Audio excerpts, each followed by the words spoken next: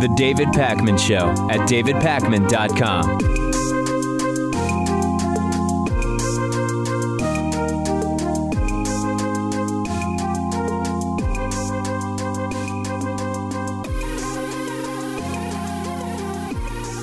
Before we jump into today's program, very quick correction. Yesterday during the Trump NFL kerfuffle story, we put a picture up where Donald Trump appeared to not have his hand over his heart during the national anthem at a Republican debate. It appears that that was a doctored picture.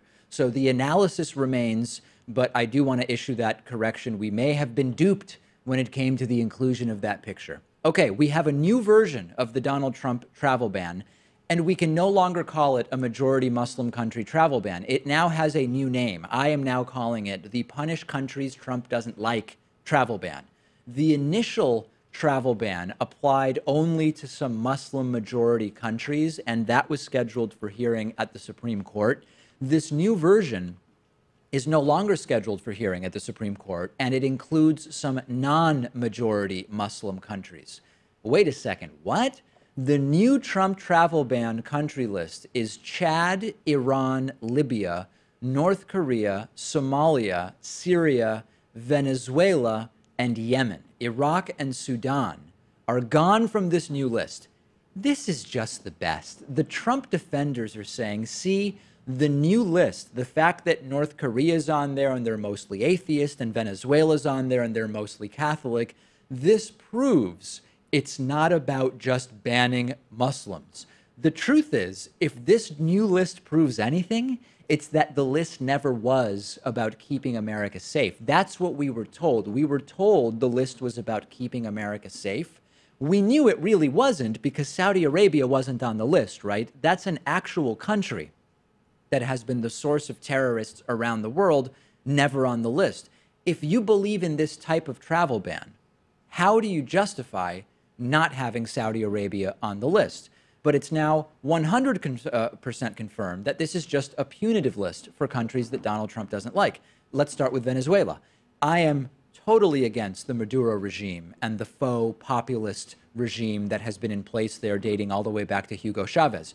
But if the idea is to keep America safe through this travel ban, how do you justify keeping people from Venezuela out of the United States? They have one of the most legitimate cases to come to the U.S. to flee the horrors of what's going on in Venezuela. What evidence do we have that Venezuelan people being in the United States is a danger? We have none.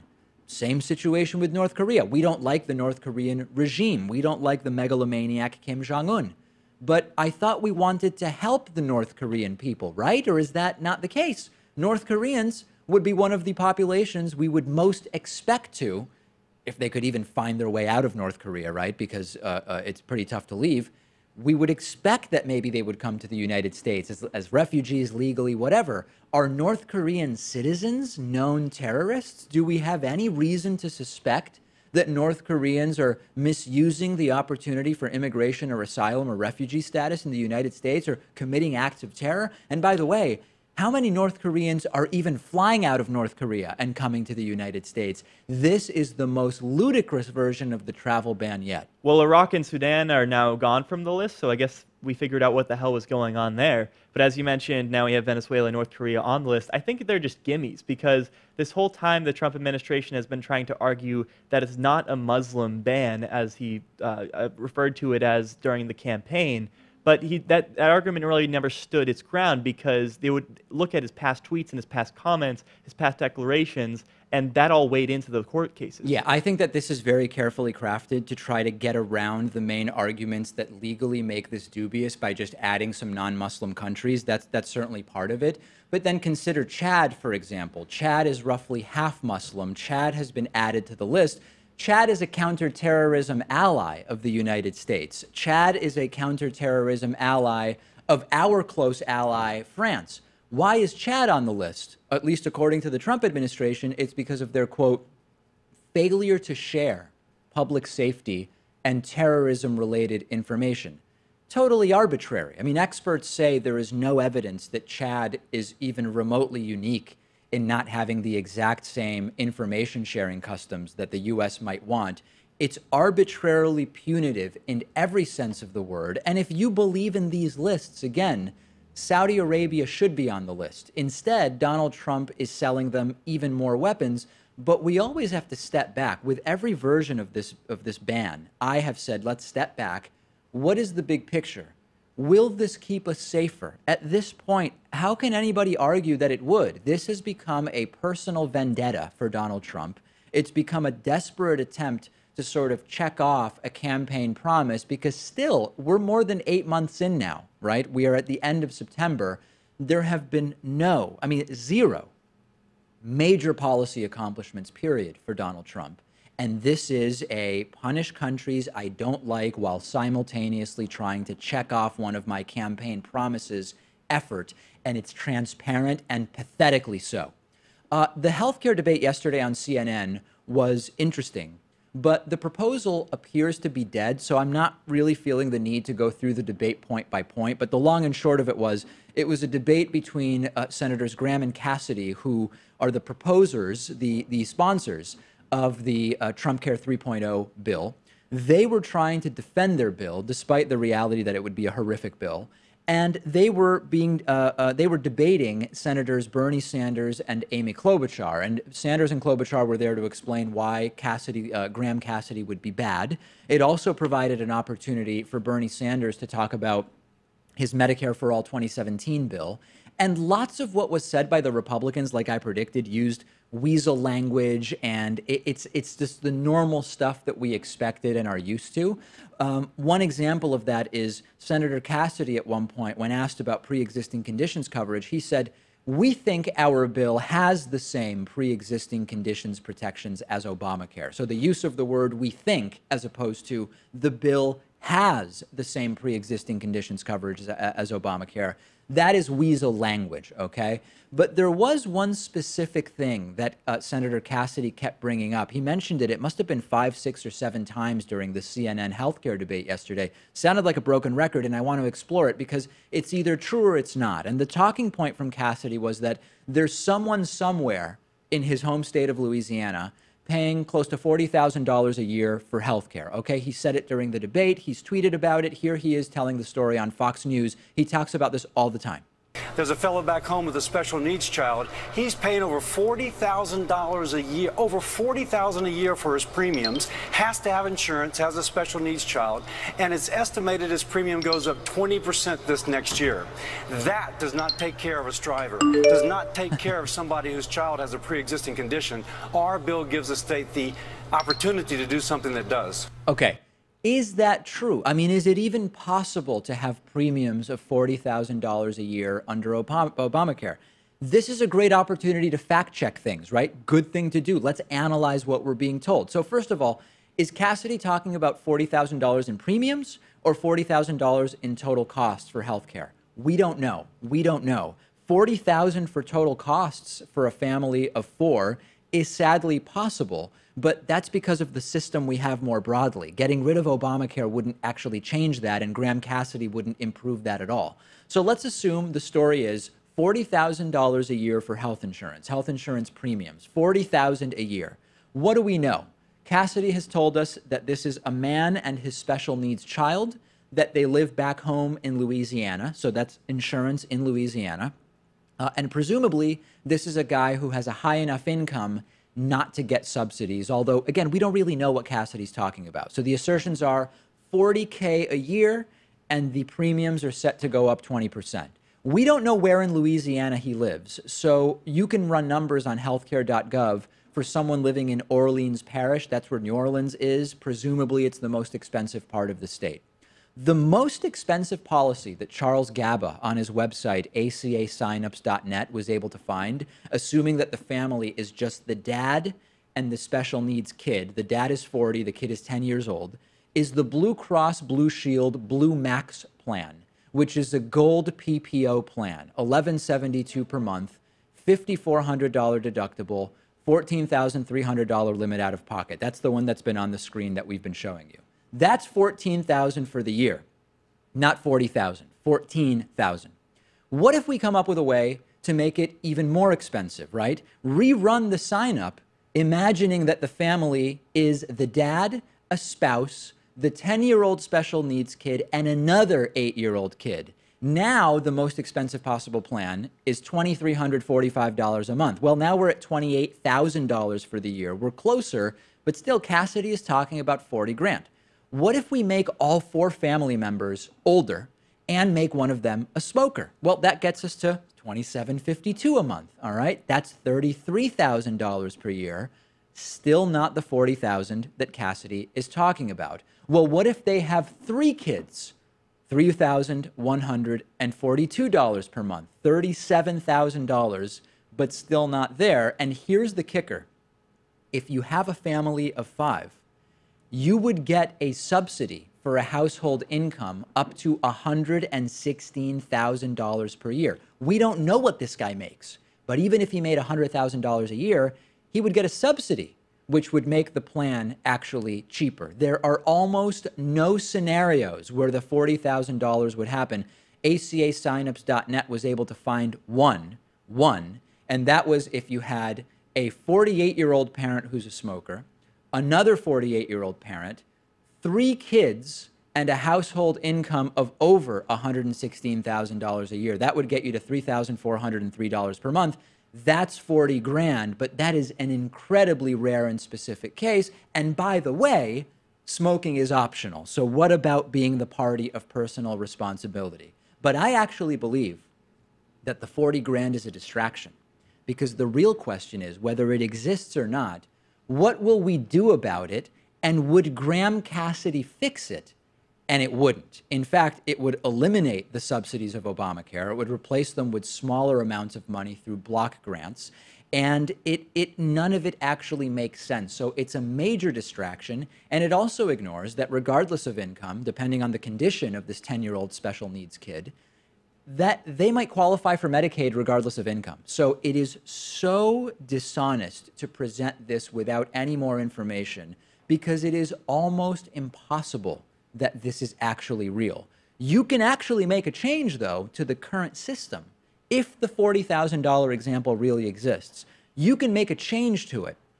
In the short run, you can beef up and raise the eligibility cap for those Obamacare tax credits to include people earning more than 4 times the federal poverty line. That is a specific change you could make now if Democrats and Republicans said, hey, we have Obamacare, even though we disagree about what we should eventually have, here are specific tweaks to Obamacare that we can make. But instead, we've got 40 grand assertions from Cassidy with no actual explanation as to who that family is or why they're paying so much. Send me your thoughts. I'm on Twitter at @DPacman. The show is on Twitter at David Pakman Show. The David Pakman Show at davidpakman.com.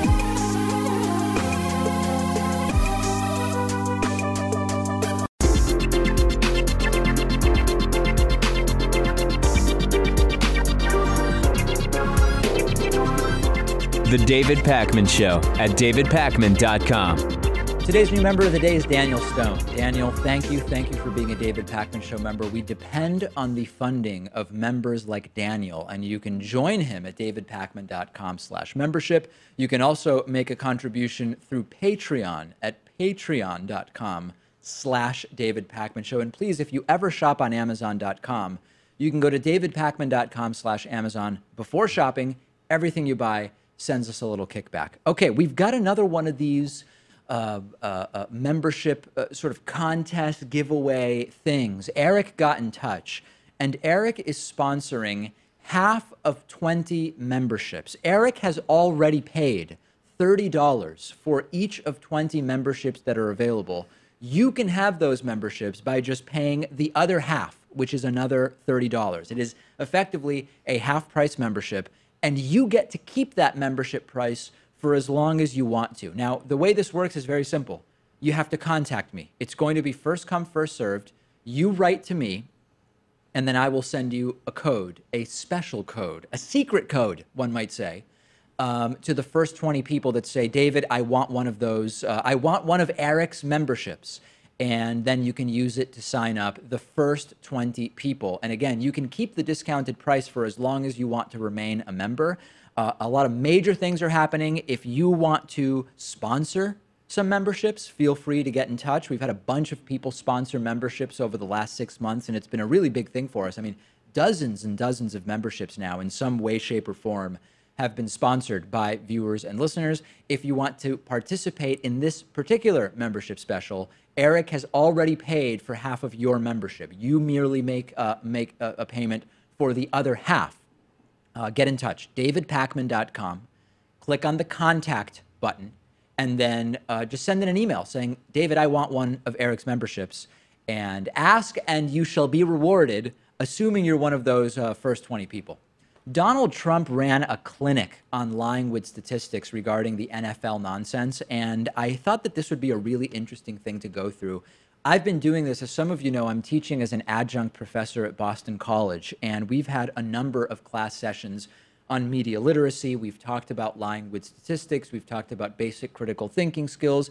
And there's lots of really great examples of how one can lie with statistics and manipulate data in really any number of ways, including visually, including other ways. So here's just a couple of examples, and then we'll get into what Donald Trump did, right? So imagine the statement: our graduating class earns an average of $85,000 per year within 5 years of graduation. Now let's keep that up, because there's a few ways that this can be incredibly deceptive. Number one, is there a built-in bias here? In other words, was responding mandatory, or are you more likely to respond to a survey asking about your income if your income is better? If you graduated from whatever school is touting this statistic, and you're only making $22,000 a year, are you even going to respond? So is there a built-in bias?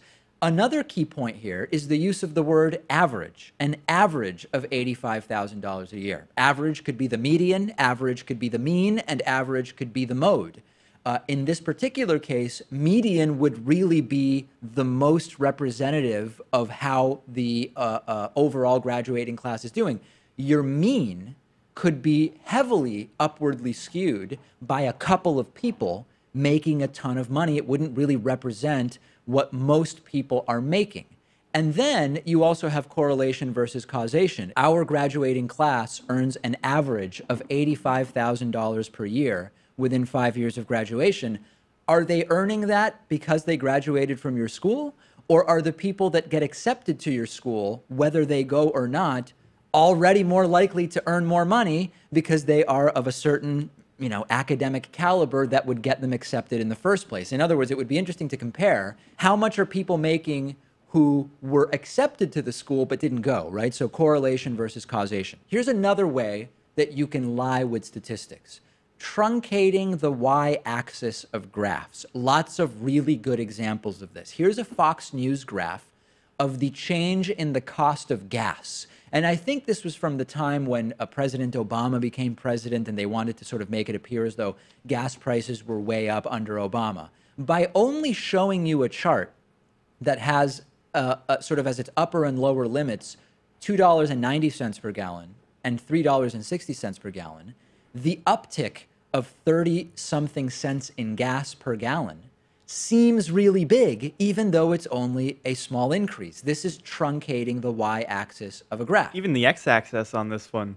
I mean, look, you got last year, and then last week, and then current. And then what currently, is that? Yeah, that also doesn't make any sense. Another example of truncating the y-axis: if the Bush tax cuts expire, right? This is during President Obama's presidency. What will happen if the Bush tax cuts expire? You see on the left, that's a very, very low amount. And on the right, wow, look at that big bar chart, and it looks like it went way up. Well, the entire graph only shows you from 34 to 42%, and you're talking about a 4.6 percentage point increase. And one more example of lying by truncating. This one is just a mess. This is job loss by quarter. And if you look at this one, and I'll describe it to the audience that's listening, you have an uneven y-axis and a totally bogus x-axis. You have a different amount of time between each of the points on this graph, and you have different amounts of jobs, and it's just a straight line. I mean, this one's so crazy, Pat, that it's hard to even dig into what's wrong with it without spending an hour on it. Okay, so background, many ways to lie with statistics. This now gets us to Donald Trump.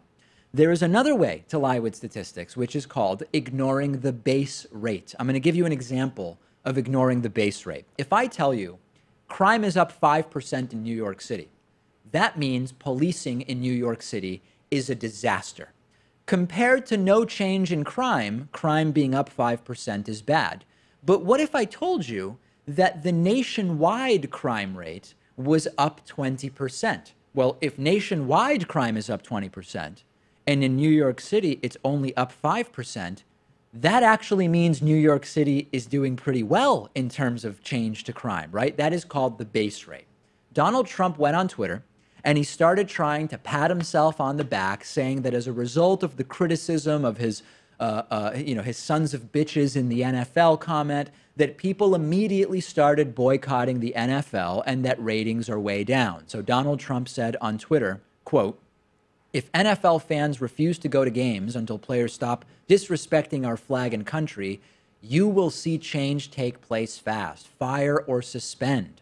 Donald Trump also on Twitter, "NFL attendance and ratings are way down. Boring games, yes, but many stay away because they love our country. League should back the United States." And lastly, Trump on Twitter, "Great solidarity for our national anthem and for our country. Standing with locked arms is good. Kneeling is not acceptable. Bad ratings." So the implication here is, because people are not happy with the kneeling during the anthem, because of what Donald Trump has been pointing out, the bad ratings are happening. Trump is responsible for telling people, don't watch the NFL, boycott the NFL. Now, it is true. Compared to prior years, NFL ratings are down. And part of it might be there's just more competition. There's more things to watch. Part of it might be people are getting more accustomed to not watching stuff live because of on-demand TV. Part of it could be the concussion crisis, right? Making people less interested in football. There's lots of systemic things going on. But this particular Sunday, as well as Monday Night Football, ratings were actually up. ESPN sports business reporter Darren Rovell was on Twitter, and he said preliminary ratings for NFL games on CBS yesterday were up 4% versus week 3 of last year. Its pregame show had the highest viewership in 7 years. Then you have John Orand, a media reporter for the Sports Business Journal, on Twitter. Overnights from Fox and CBS pregame shows were up 19% yesterday combined. Also mentioning overnights from Sunday's game are down around 4% on Fox, CBS, and NBC combined. Week 3 likely to be up once Monday Night Football gets factored in. So Donald Trump it's really a textbook example of lying with statistics. Trump is talking about statistics more broadly and over time being down for the NFL. He might be lying. He might just be distorting on purpose. We don't really know. But many sports have ratings that are down. Specifically after this kneeling crisis, though, the NFL actually had higher ratings. Trump is ignoring the base rate, which is background of lower ratings.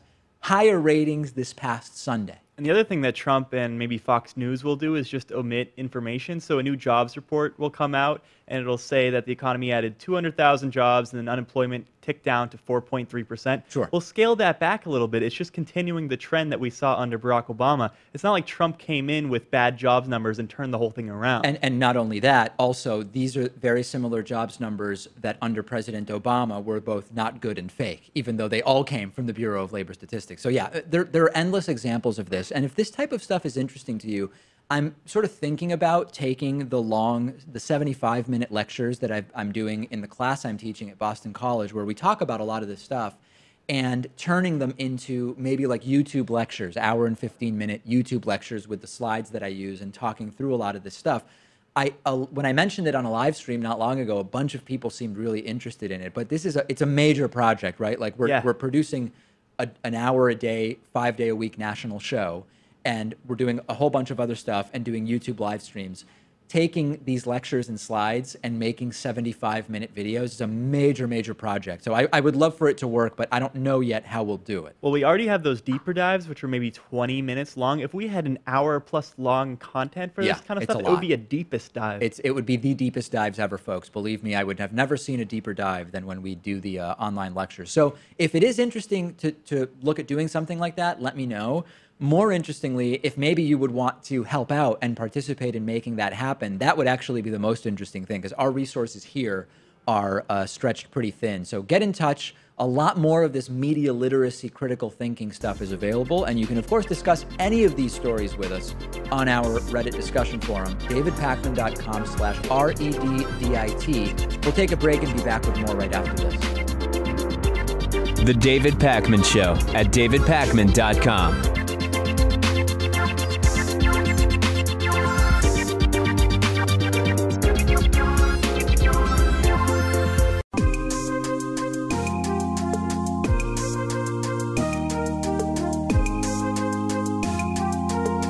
Welcome back to the David Pakman Show. I'm joined today by Stephen Clifford, who served as CEO for King Broadcasting Company and National Mobile Television. He's been a director of 13 companies and has chaired the Compensation Committee for both public and private companies. He has a BA from Columbia University and an MBA from Harvard Business School. We are talking about CEO pay today. And this is a very interesting issue because it relates to the conversation around inequality. It relates to the conversation about wages that's going on in the United States. So maybe to start us off, how has CEO compensation changed over the last several decades, and how do we measure that?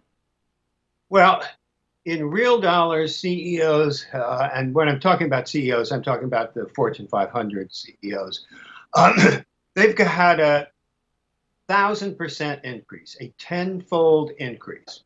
One way, and by the way, the average worker has got virtually nothing since 1980.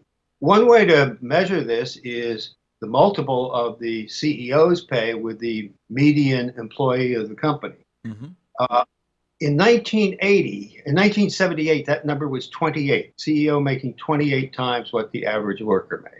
Today, that number is somewhere between 300 and 700, depending on how you count it.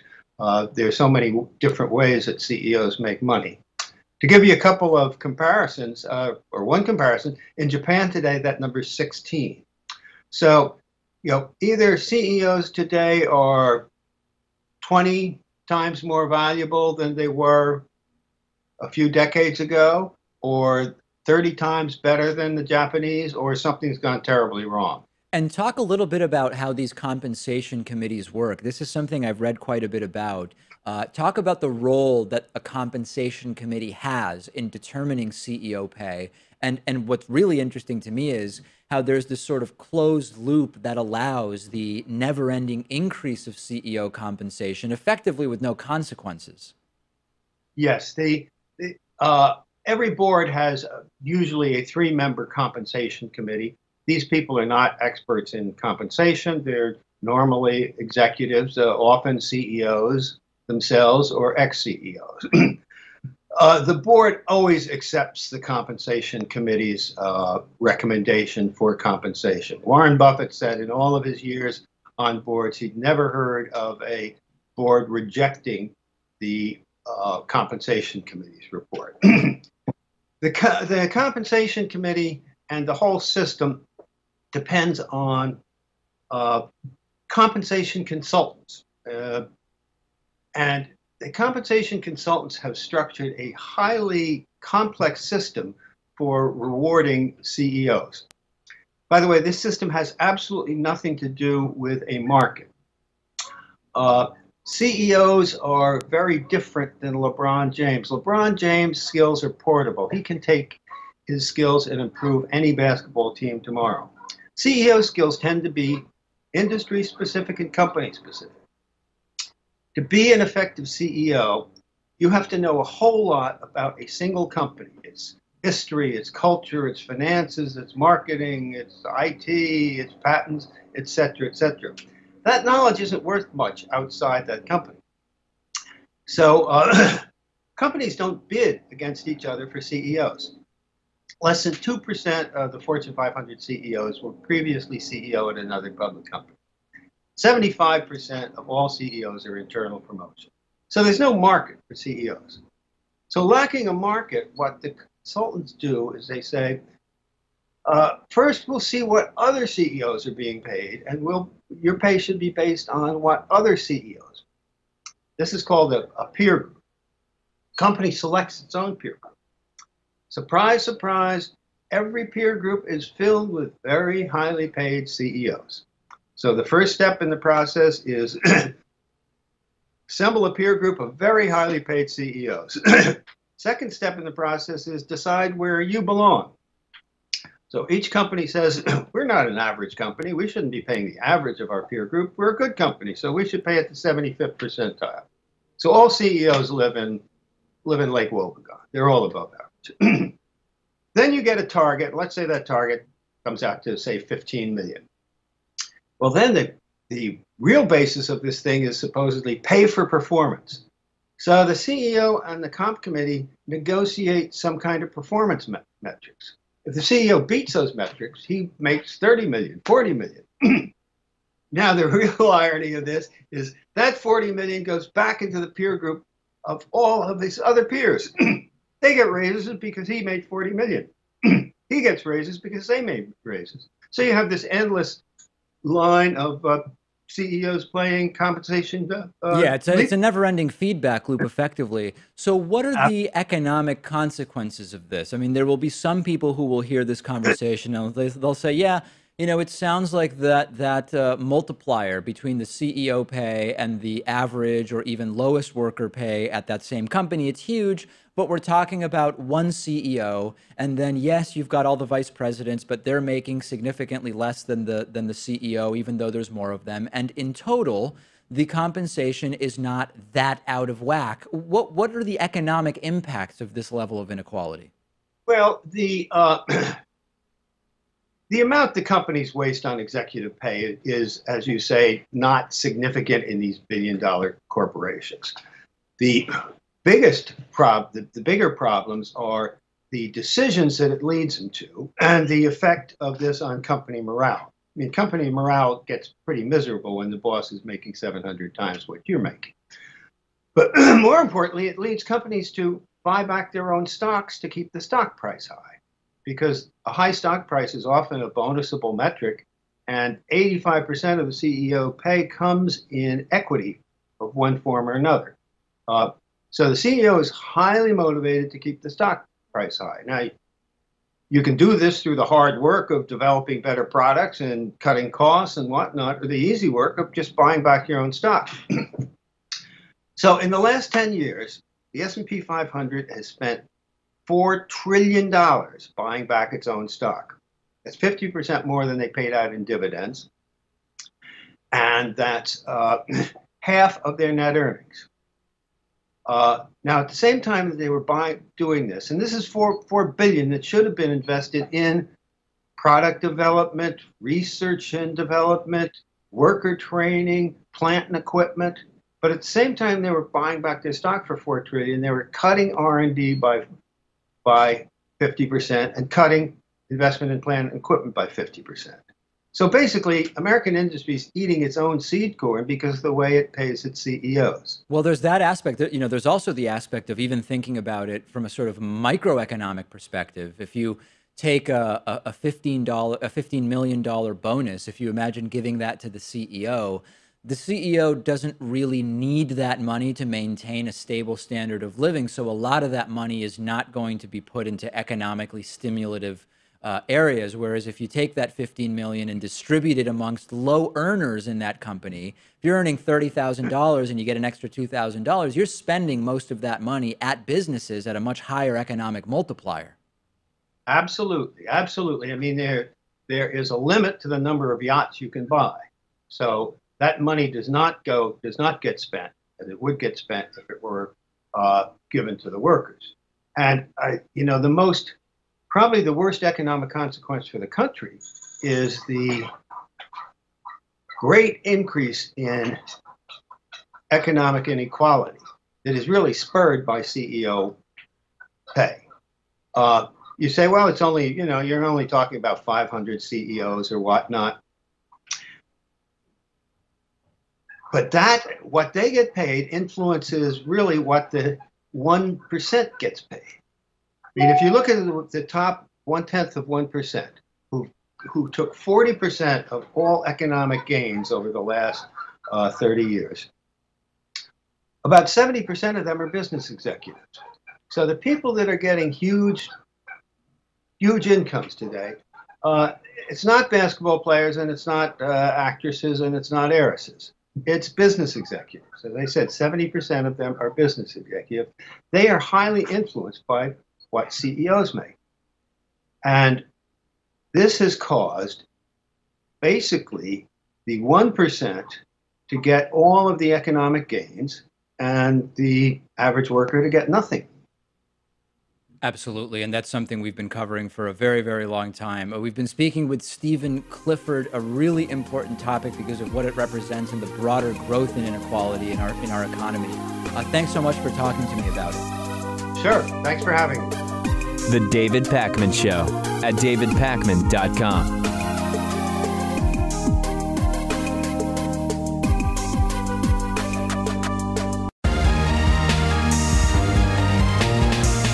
The David Pakman Show at davidpakman.com.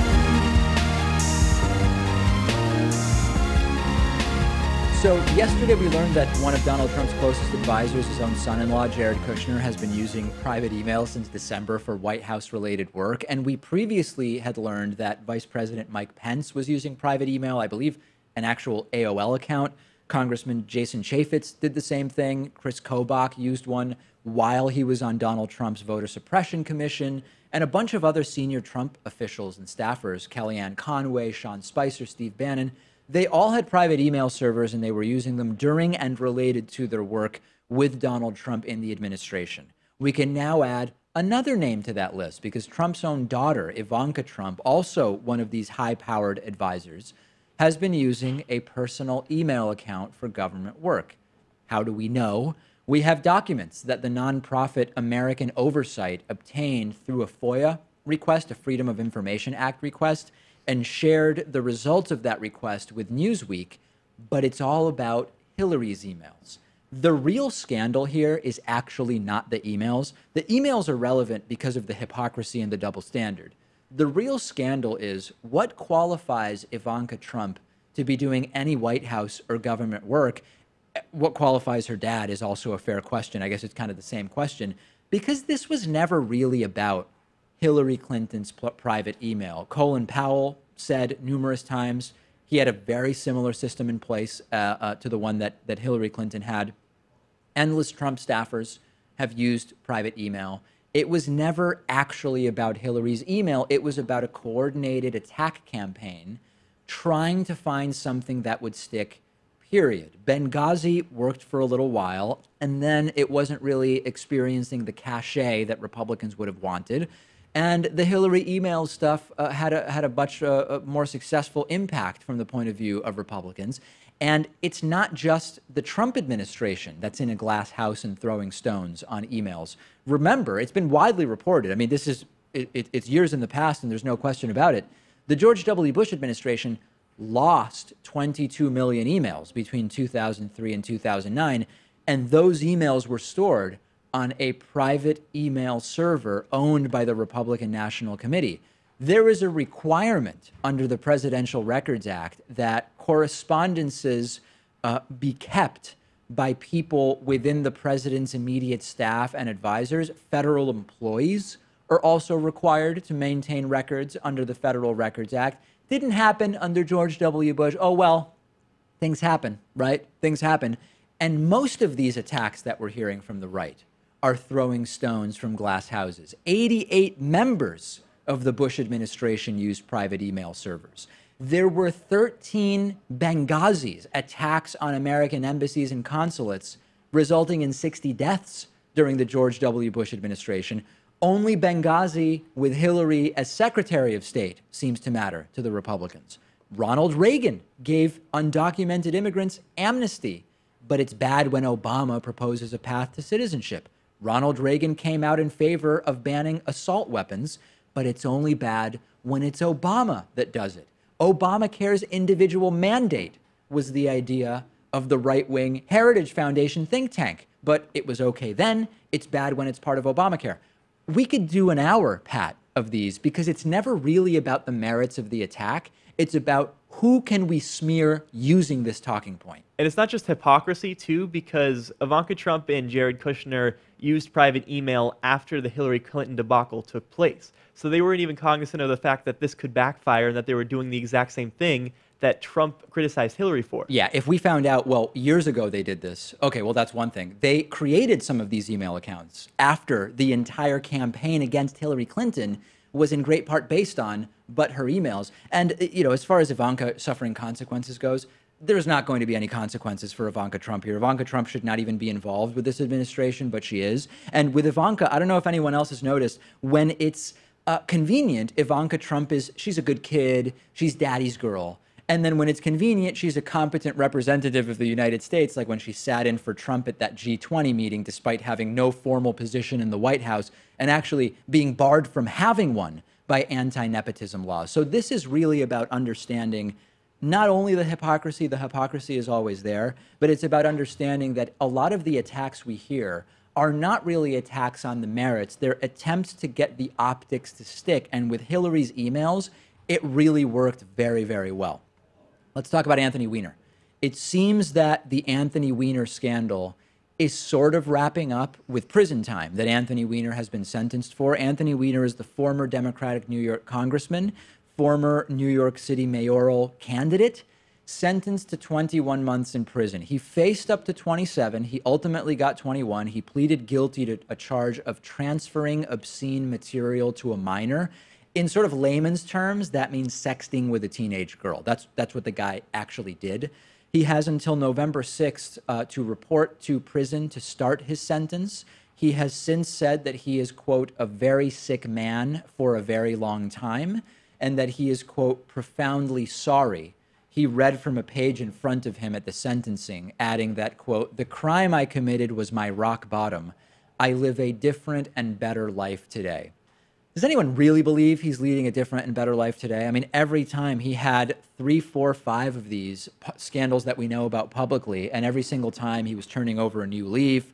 I don't remember if he was one of the people that did the sex addict therapy, which is always a popular move for public figures to say, I'm going to be in addiction treatment for sex addiction. And he always ends up doing the same thing. And even when his sentence is served, he will have to submit to monitoring of his internet activity. Sounds like that could be awkward. And he will not be allowed to have contact with the particular victim in this case. He'll also have to enroll in a sex offender treatment program. Sexting just ruined this guy's life. Yeah, it started out as more of a bizarre, interesting, kind of funny story, honestly, from the get-go. I mean, obviously it was affecting his political career and his marriage, which is never good. But then he went with this like third time of sexting a 15-year-old girl, and of course he took a picture of himself with his young child in the picture as well. Bizarre. You're going to lose the public at that. Ruined his career as a congressman in 2011.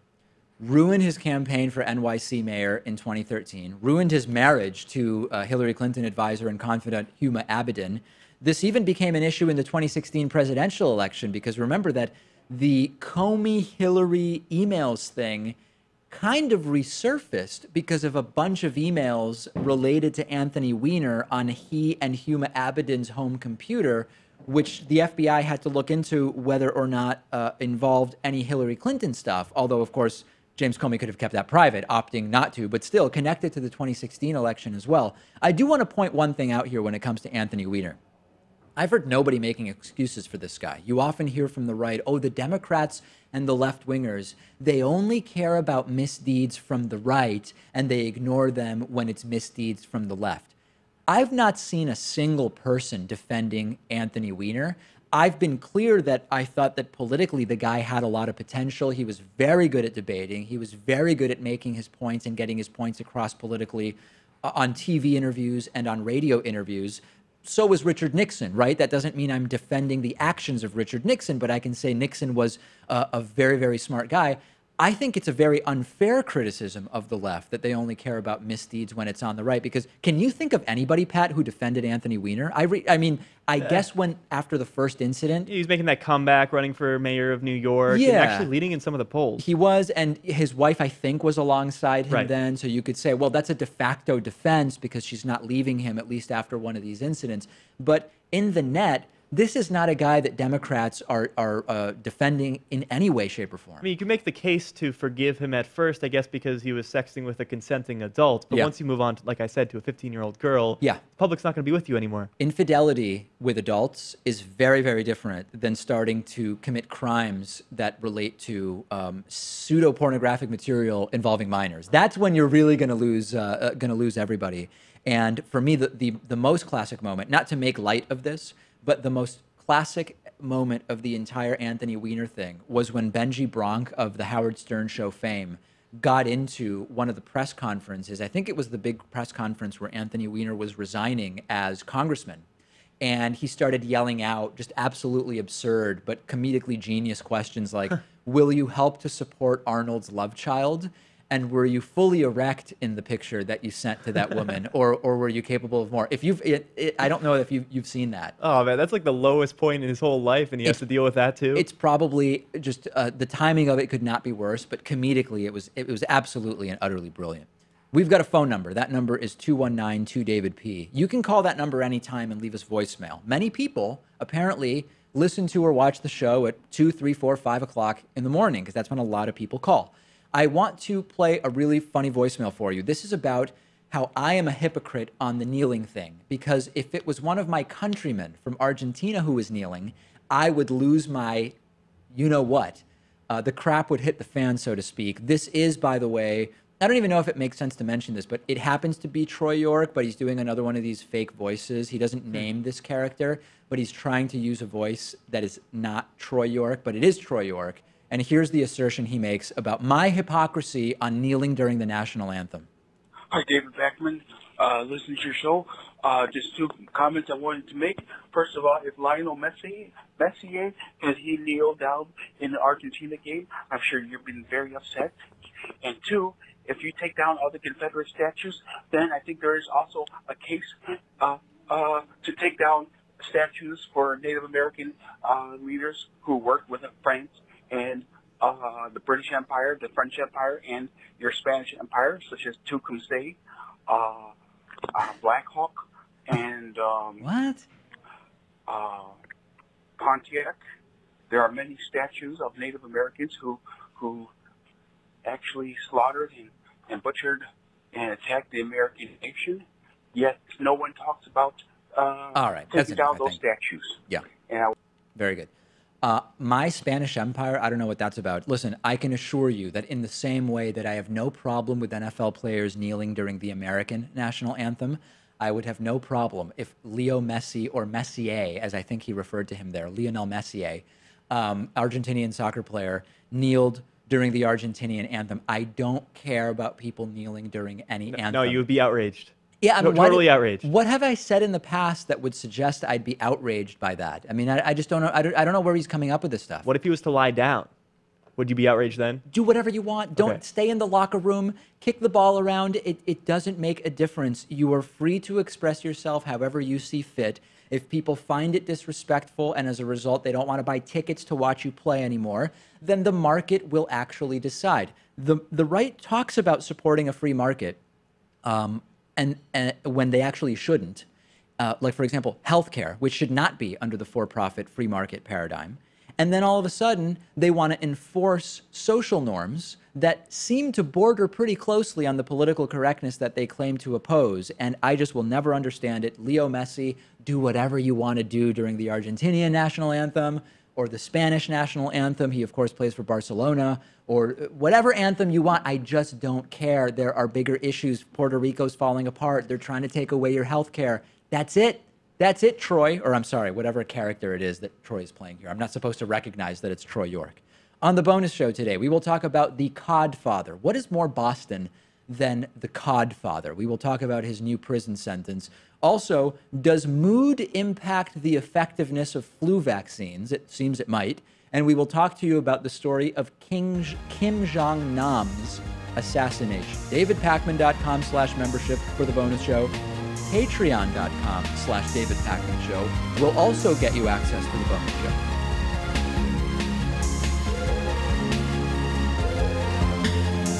The David Pakman Show at DavidPakman.com.